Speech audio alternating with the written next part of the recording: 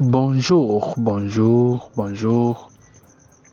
Ok, reka tubasigurire neza royal Q, muyimenye neza uko ikora, uko yubatse, uko imeze, nuko twoyikora. Abantu benshi barakunze kumbaza bati none royal Q ikora gute, imeze gute, twoyikora gute, ko twumva bavuga ngo ni business nziza. Ego ni nziza. Musanzwe ibintu byose dukora arinya bya trading reyeri biri mu mugwi twita ngo ni crypto business.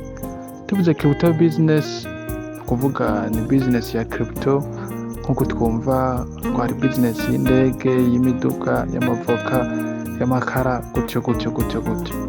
Rero muri crypto business turahasanga inzira nyinshi zo kuronkamo amafaranga. Inzira ya mbere turakunze kuyita ngo ni crypto mining, iya kabiri crypto staking, iya gatatu crypto holding, iya kane crypto trading, ari nayo rero dusanzwe dukoreramwo dukoresheje ino royal Q. Duhere kuri crypto mining, ni ukuvuga hoho ni ukuntu amakrypto avuka. Hariho ayavuka mu buryo twita mining, uburyo twita airdrop, uburyo twita direct launch.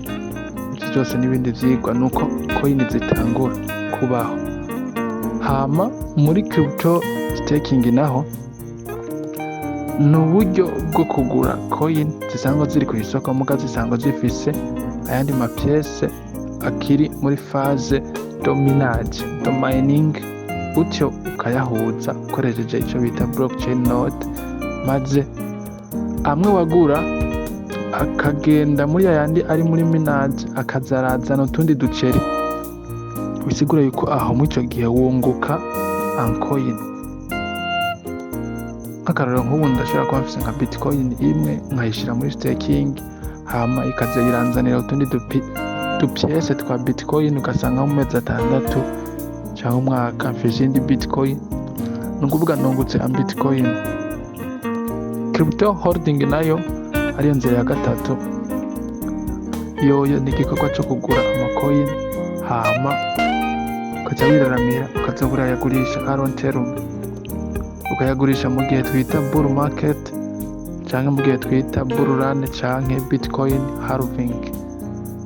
Misanzwe isoko ya crypto ifise imigwi itatu. Hariho umugwi wa mbere twita bull market, ni mu gihe ibintu biba biriko biraduga, amacoin aba ariko araduga, isoko iba imeze neza. Hakaba n'indi soko twita sideway market, dukunze kuyita ngo ni incertitude, ni mu gihe amacoin atariko araduga kandi atariko aramanuka. Haba n'umugwi wita bear market, mu gihe isoko iba iriko iramanuka biri muri rouge. Rero abantu bakora crypto holding bazirangura muri bear market mwitibuka, no muri sideway market muri incertitude, hama bakabigurisha muri bull market mu gihe isoko imeze neza, canke muri bull run ariyo twita halving. Iyo bull run none imeze gute? Iyo bull run ni igihe bitcoin amabloke yayo asanzwe ari kashe muri phase to mining atibugwa muri marishe, gutyo bikaca biduga. Ikindi kintu kirekire rwose byosaba ko ndagisigura nk'isaha yose kugira ngo mucumve. Iyo periode rero iba uko imyaka 4 itashe. Tuhiriwe duhishije no mwaka turimwo wa 2024 uzobamwo iyo periode ya halving, kugira ngo murabona ko amacoin ariko araduga gose. Bishigure ko ari umwaka w'amafaranga mu bintu vya crypto currencies. Umugwi wa kane ari wo dusanzwe dukoreramwo umugwi twita crypto trading. Crypto trading naho turasangamo imice ibiri. Harimo umuce twita future trading, hakaba n'umuce twita spot trading, ari wo turiko turakoreramo muri royal Q. Future trading hoho tukunze kubita ngo ni win-win. Ni trading ifatiye ku ma prediction du futur, bivanye no mu bayere yaguze coin canke yashese imitahe muri coin muba muriko murakorana, akaguha ingurane ivyo twita leverage, akaguha ama condition de travail ivyo twita margin mode, akaguha n'ibihano ivyo twita ama liquidation. Ivyo ni birebire gose ndiko biteba koko n'ikindi cigwa. Hama twe rero dukorera kuri sport trading. Sport trading rero nayo niyo trading ya mbere imeze neza mu zindi trading zose zibaho, kuko yoyo nta bihano, nta bintu vyo kuvuga ngo amafaranga yanje aragenda, oya, ntavyo guhomba, kuko ngahanye urangura ama pièces. We buy the coins at lower price and sell them at a higher price. Ni igikorwa cyo kuza turagura tugurisha amacoin ku munsi twisunze analyse the coin et the marge, twisunze ifaranga n'ukuntu isoko iba yubatse uwo munsi, ivyo twita analyse. Rero ino sport trading ifise systeme yayo twita buy low and sell high, gura vyamanutse ugurisha vyaduze. Ni igikorwa cyo kuza turagura biri hasi tugurisha biri hejuru muga ku munsi hama tukaronka inyungu. Kujya ko mu buzima busanzwe uvuga uti ngiye ku isoko ibiharage ndabona birazimbutse, reka ndabirangure, hama biduze ijana ndabigurisha gutyo. Ino sport trading rero niko ikora. Ino sport trading rero ibi vyose tukabikora dukoresheje ino crypto trading robot twita Royal Quantitative, benshi bazi ngo ni Royal Q. Ni robo idufasha gukora ino sport trading muri Binance yacu. Robo idufasha gukora ino sport trading muri Binance yacu, ikadufasha ibintu bine: buy, hold, sell and monitoring. Ikadufasha kugura no kugurisha no kutubikira amafaranga, kuducungira, byose ikabidukorera. Tuyita Royal Quantitative Paske ikora ico bita quantitative trading.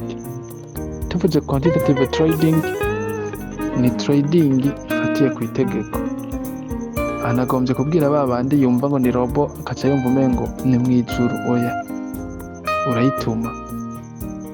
Umuntu yumva ngo ni robo akaca yumva umengo byose nibikora wewe azokwiraramira, oya, ahubwo yowe n'umukozi uvuga utumviriza rero ibi bintu ndakubwiye genda ubikore uku, ubikore nuku, iyo ikagenda yegizekita ivyo wayibwiye.